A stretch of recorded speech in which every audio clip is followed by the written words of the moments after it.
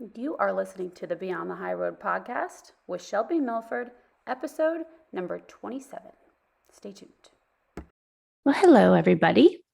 So if you haven't read the title yet, today we are going to be talking about the importance of managing your mind, your thoughts, and becoming aware of what is going on for you. Because if you are in a place where you have been fatigued, if you've been foggy brained, if you feel like blocked mentally, emotionally, energy wise, spiritually, if you have been unexplainably sick and like under the weather and no tests or doctors' explanations have really done it for you, or if nothing seems to be conclusive, what I'm getting ready to share with you today, matters. It matters more than we often want to pay attention to or give credit to. Your whole body is energy, right? You are an electric system full of vibrations, and we store old trauma for so long. Sometimes we don't even know how to access it. We can just end up incredibly blocked, and it can come out sideways in our health. Now, I'm not saying this to scare you or to make mountains out of molehills here. There's study after study, more and more every day. Stress causes and can bring out a lot of terminal illness in people. And so we really need to take care of our minds and our bodies. And if anybody needs to do it more than just the general public, it's those people like us who are dealing with ongoing and repeated trauma, okay, complex trauma. So if this happens to be you, if you are feeling any of the things that I listed, then stay tuned. This episode is going to give you a little insight, and I hope it's usable and enjoyable for you. So stay tuned. The average person in today's world thinks about, on average, 70,000 thoughts per day. It's between like 60 and 80,000 thoughts. We're just going to split the difference and say 70,000 thoughts per day. It's a lot of thoughts, right? Between 90 and 95% of those thoughts are repeated thoughts. So they are habitual. Thoughts go on all day long in your subconscious, working in the background of your mind on autopilot. The way your brain works, it collects and sorts information with each event that happens, small or large, in your life, from making a cup of coffee in the morning to getting a letter from your ex. It's going to sort and fill in the blanks of specific events that are happening according to past events and what your brain already believes. I'm going to say it again. The circumstance occurs, and your brain will take that circumstance and fill in the blanks, fill in information that is not there with backstory according to your current belief system, so that it can file it accordingly, so that it can stick it in the memory in the right spot, okay? It's extremely efficient. It's the way that your brain likes to do things because, as we know, the brain loves habit, okay? By nature, as humans, we take any event that happens and we want to classify it for ourselves and what it means for us. Something as simple as if you work in an office and somebody orders pizza, you will have many more thoughts than you think that you're having about this pizza showing up. And depending on what your current programming is, what your current belief system is regarding eating pizza, you're going to have thoughts that follow that, right? It could be like, oh, great, pizza's here. It smells so good. Oh, I couldn't fit in my pants this morning. Oh, maybe I shouldn't eat pizza. I always eat pizza. I always end up doing it even when I don't want to. And that's why I'm the way that I am. Do you know what I'm saying? And if, let's say, diet isn't a thing for you, you may have other thoughts about pizza. There might be like a memory attached to pizza. The last time you had pizza with those toppings on it, then this happened and that happened and blah, blah, blah. Right? We're always categorizing and sorting. Your brain is doing this on autopilot, deciding what it means for you as a person. How are we supposed to relate this to our life? Do we keep it? Do we throw it away? Okay. I've talked with you guys about confirmation bias. That's this. Any new thought that comes in, it likes to organize it, categorize it like, oh, that makes sense because we already believe A, B, and C. So it will accept that thought. If it doesn't like the thought and the thought challenges what you currently believe, it will try to disprove the new thought. Okay. This is what feels safest for your brain. It's efficient. It has worked for as long as you've been alive. So it's going to keep on going with what it does unless it's taught different. Okay. But this is why too, like you'll notice that you get kind of fired up when somebody says something and it challenges your current belief system, even if it's about something that you're seemingly unaffected by. When you notice that you are trying to prove that belief wrong, this is that part of the brain doing that. This is why we want to argue our points. The brain doesn't like to be wrong, because if you're wrong about any specific belief, then that means that you might have to question who you are and what you stand for. And it doesn't like to do that because it would require energy. It would require you to learn something different. And then your whole belief system could be in jeopardy. So you have these thoughts, 70,000 thoughts per day, sentences basically, that are running around in every corner of your mind at all times of the day, right? When you're sleeping and when you're awake, when you're bored, when you're eating pizza, there are thoughts and then thoughts about thoughts and then thoughts about those thoughts. There's always stuff going on in your subconscious on autopilot that you do not even recognize or think about. Most of us don't even recognize or think about. Little backstories running on behind the scenes, okay? Always. Each one of these thoughts, here's how I like to picture it. Each one of these thoughts has a partner. I like to imagine them sort of skipping around in your brain, like arm in arm. And on the arm of your thought is an emotion. There's thought, emotion, thought, emotion, thought, emotion. With each thought you have, it triggers an emotion. Okay. 70,000 of those a day. 70,000 emotions happening throughout your entire day while you sleep in your subconscious. And that's why, like, sometimes when you don't know why you feel a certain way, that's because they're subconscious thoughts that are taking place. And then, of course, there's an emotion attached. They're just arm in arm, skipping around up there in the brain, like frickin' frack. 70,000 of them. They may be a lot of the same emotions, but they're still one in one. So an emotion is the physical manifestation of a thought. Okay. You cannot have an emotion without a thought being attached to it. So when we say, oh, I don't know why I feel this way, you could actually stop and get quiet and start to ask yourself questions and find out where it's coming from. Okay. And in my program, I help my clients to find the subconscious thoughts that are causing us suffering and then help them to identify the emotion that's accompanying it. Because sometimes we don't know until we really learn how to drop in to our body and to identify and to feel what that feels like. Out of that 70,000, 80 to 85% of those are negative in nature. What's 80% of 70? What is that? 55, 60,000 negative thoughts and then accompanying emotions that we have daily. That's a lot of negativity coursing through your veins. So managing your mind and becoming aware is so helpful for the average person who is not dealing with an ongoing situation like alienation or any other kind of abuse, right? So imagine like how helpful it would be for you when we've gone through something like parental alienation and we know that we're not liking the results that we currently have. And if we've been in suffering, if you've been suffering in, let's say, like a low-grade depression or even a full-on depression, and you can't seem to get out of it and you're feeling stuck and you can't get out of the anger, you notice that you're just on like these loops, right? Obsessing about it. And then notice that everything will be fine and you'll be, starting to make a life for yourself. And all of a sudden something will happen and trigger the whole cycle again. And then you notice that for another month or two, or sometimes longer, you're back. It's like almost like a relapse and you're back into the same depression and thought loops. If this is happening, then we want to start looking at the system that is currently set up in your brain.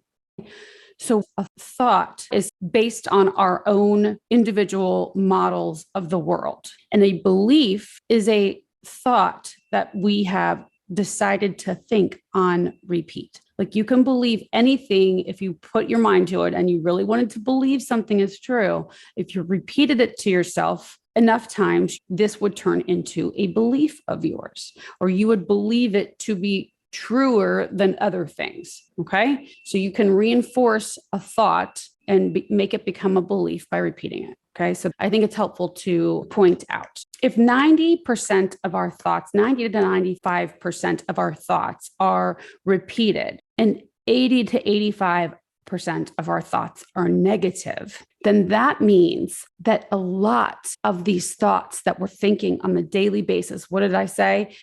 56,000 negative thoughts per day. Okay. And 90 to 95% of those are repeated. Then how many negative thoughts have become beliefs about our own selves? So what you're thinking and believing about yourself matters. And we often aren't aware of what those things are. And if our reality is solely based on information coming in and associating that information with our perception of the world and our perception of our own selves and how we fit into that world, then I think it matters an awful lot that we know what those beliefs are, okay? And how we really truly are perceiving ourselves. Sometimes I know for me, like if I think back, I'm sorry, you guys, there's a really loud truck outside, and I guess they're building a pool across the street and at my neighbor's house, which is fantastic for them, but super inconvenient for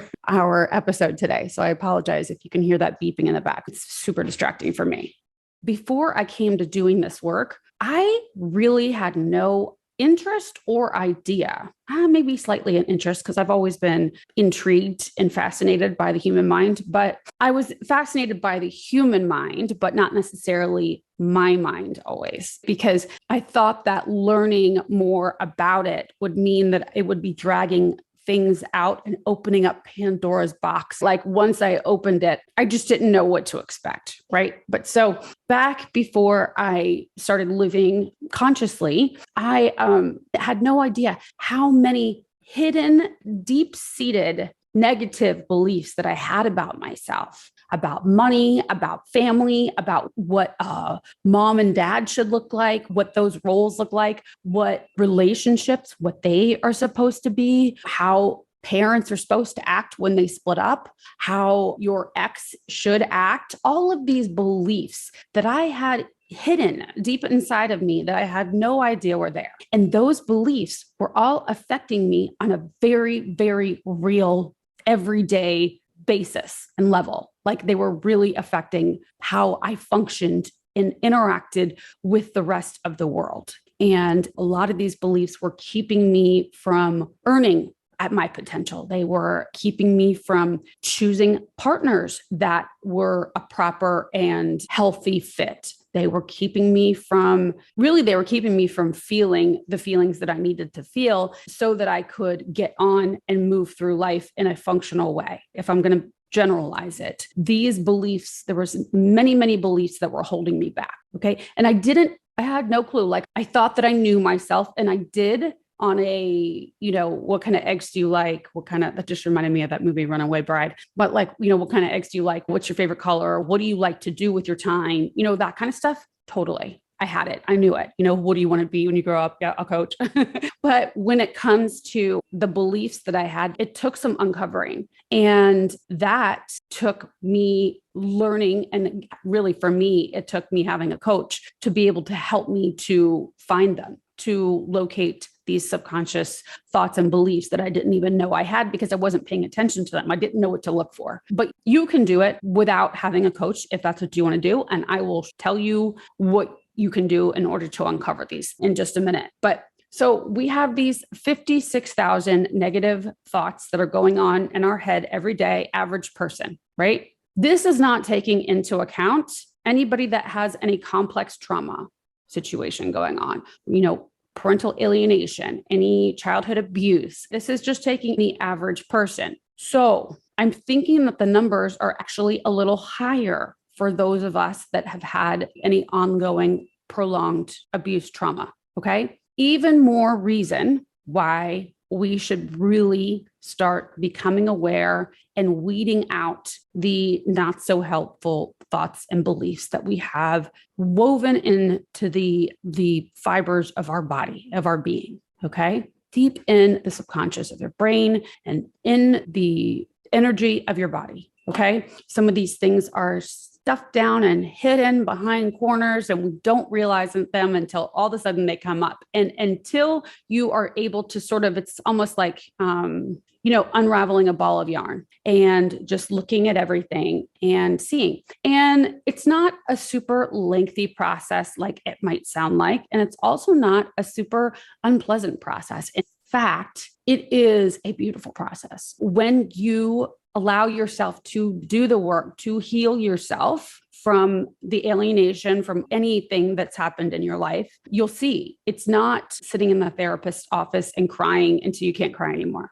Not most of the time, it's not. I mean, that happens on occasion, but, of course, to be expected. But it's not a long, drawn out, emote. I don't know if I'm going to ever be able to recover that sort of thing. It's really not. It's really becoming aware of the thoughts, learning how to associate the right emotion to it, and then poking holes in the thought or belief that has come up. Okay. So I stress the importance to doing this if you want to feel better. If you are not liking your current results in your life, if you feel like, even if it's just one area of your life, like you feel like, okay, so it's been some time now and I've really done a lot of work on myself, but there's just this one area that I see myself, I'm holding myself back in, then this can help you. Right? Be able to look at what's going on with you by becoming super aware. And then you can incorporate this process to all areas of your life. And it's once you learn it, just like any other habit, your brain adopts it and it becomes your everyday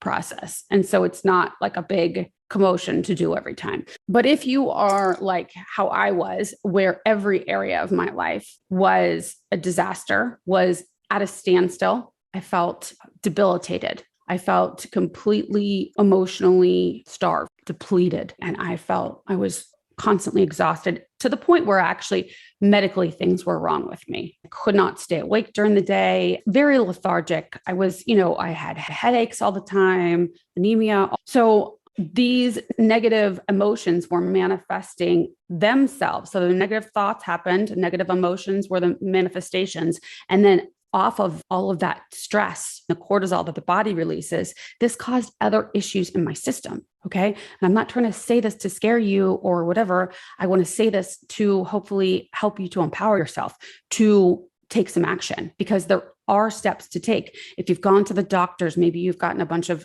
tests done and you're just trying to figure out why you feel the way you do, and there haven't been answers. I'm telling you that this is something that's very common among the alienated parents that I've talked to. So you're exhausted, you can't figure out why. What I've found and what I've helped some of my clients to find out as well is that with doing this work, you will find that your energy all of a sudden magically reappears and the blood tests will start to come back normal and all of the things. Now, this is no promise and I am no doctor. Okay. Let me put that out there. But I do know, and there's study after study to prove that the effects that stress has on the body and the consistent release of cortisol in the body and what that does to all the rest of the systems in your body. Okay. It's like a domino effect. So that is why I think it's super important to learn how to manage your mind. This is the most important tool you have in your body and your life is your interpretation of the world around you, your model of the world. And when you improve one thought and then the next thought and the next thought, guess what? Your world improves as well. And so then you notice that all of a sudden you're coming up where you were mentally blocked. You felt you were in this state of confusion. You didn't know what to do next. You didn't know which career move to make. You didn't know whether to go back to court or not. These answers start to come when you start to heal your brain and these old deep-seated beliefs that you've had for, eons since you don't even remember. Right? When you recognize and poke holes in the ones that aren't working for you and repair that and start to think and feel and believe on purpose, you can cultivate your perceptions of the world. If you want to feel a certain way, you can find a thought that helps you to feel that way. right? You can think on purpose, but first you have to become aware of the thoughts that are holding you back. Okay. So yeah, that's what I wanted to bring to you guys today. So I think the reason why this did come up for me was, or for this episode today, was because I've had a few people reach out and they were alluding that my approach to your healing, my healing in general, was a bit like utopian, a little silver linings-ish, but it's really, truly the most practical, realistic way to approach it that I've found, is to look at your current beliefs. And if they're not working in your life and they're not working for you and they're not getting you where you need to go, then you need to find ones that are, right? It's, I say it all the time, it can be true, but if it's not helpful, then why? If it's not getting you where you need to go, why are we going to keep thinking it? It's like hitting your head against a wall, but I have to. You don't have to continue thinking this thing, true or not. Is it beneficial? Is it moving you where you need to go? Right. And there's a difference between thinking a thought on purpose or thinking a thought because you want to delude yourself. You want to avoid a feeling. And so you're going to just think something else, and we'll just pretend like it's not there and keep on going. So different than that. We want to always look at everything that's there and decide how we want to feel about it, think about it on purpose. Okay. So that it benefits us. So we look at everything, we're conscious about everything, and we go, I hate that. Okay. Well, I don't know if hate's such a beneficial feeling for me, because that's only going to keep me feeling icky on the inside. How can I think about this in a way that benefits me? Right. And there's no silver linings attached to this. Instead, I think it's being smart. It's being strategic about your way of living, right? You are being the most thoughtful and the most intentional about what you're going to spend your energy on, your time on, what you're going to put into this temple of yours, right? What you're going to continue to think, because when you feel an emotion, you think of thought, an ugly thought, let's just say, and then you feel the accompanying emotion. You were the only one feeling it, right? You're the only one feeling that emotion. So why would you want to feel hate and anger and all of those things? Because it festers. The person that's feeling the emotion is feeling the festering, nobody else. Okay. So if the emotion doesn't feel good, then you want to find the accompanying thought that's causing it, that's triggering this emotion. And then you want to poke holes in its validity. Okay. Or if the thought is, when you try to poke holes and you can't, because it's still true and true and true and true, and there's no other thought that you want to think, then you work on acceptance. But the way that you become aware of your thoughts and what is going on in your brain on the reg and even in your subconscious is to write them down, as I suggest always. You guys hear me say that like a broken record, but it is true, because you think you know what's going on in your head because you're with yourself all the time. But when you put pen to paper or when you start typing it out, thoughts come out of you that you never, ever thought you thunk, right? You surprise yourself, especially when you get good at emptying out your brain without judging yourself. Then you start seeing the stuff that's really there. And I promise you, so much of it's negative. At first, it's appalling. So you really want to look at that. And at first, when you first start doing, dumping a brain dump, you're going to want to judge yourself. And I just would warn you to lovingly stop judging yourself. Okay. You are a human being, and we all have these no trauma. We all have ugly thoughts. We do. It's just who we are. And when we deny ourselves the right to have them, I guess, that tendency to have ugly thoughts or negative thoughts, then what we're doing is sort of trying to muffle ourselves. And that doesn't fare well. okay, for the rest of your brain. So it's best to allow the thoughts to be there and just notice them, like notice them floating by, So just notice them on the paper and don't make the thoughts mean anything about you, okay? So that's the start to becoming conscious, becoming super aware of your thoughts and your beliefs. This is it right here. Okay. So if you don't like the results you're having currently in your life, or you don't like the way that you're